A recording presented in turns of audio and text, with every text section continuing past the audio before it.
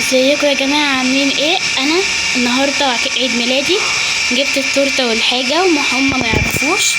هم بره دلوقتي بصور وهرص الحاجة، وهم اما يجوا هيشوفوها، ونزلت لوحدي وكل حاجة. هي دي التورته، وانا اروى.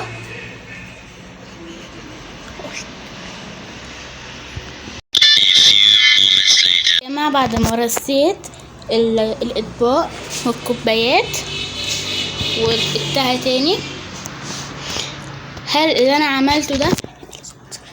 عملته ده صح ولا غلط؟ تيتا طلع ايه ده؟ ما شاء الله. ايه ده يا اروى؟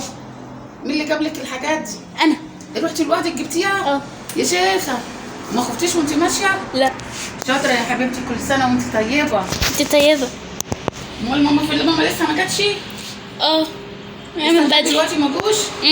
لا، ده هيجوا بقى يلاقوكي عامله كده الحاجه هيفرحوا قوي. انت شطوره شاطره يا اروى، كل سنه وانت طيبه يا قلبي. انت طيبه يا تيتا. هل اللي انا عملته ده صح ولا غلط؟ وهل رتيت الاطباق صح ولا غلط؟ انت رسيتي على قدك بقى. ما ماشي. قطعتيش طب التورته ليه؟ ما عرفتش اقطعها، قلت ما تيجوا. شاطره يا حبيبتي، كل سنه وانت طيبه يا قلبي. حضرتك طيبه. ماما وخالته لما يجوا دلوقتي هيشوفوا الحاجات دي هيفرحوا قوي. الواحد بقى ما يخافش عليكي وتعتمدي بقى على نفسك. امال دول مطفيين ليه؟ طفوا خلاص. ايديهم.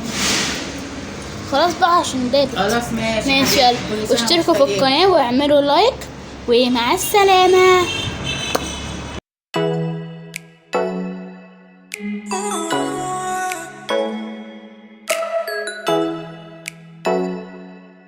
Oh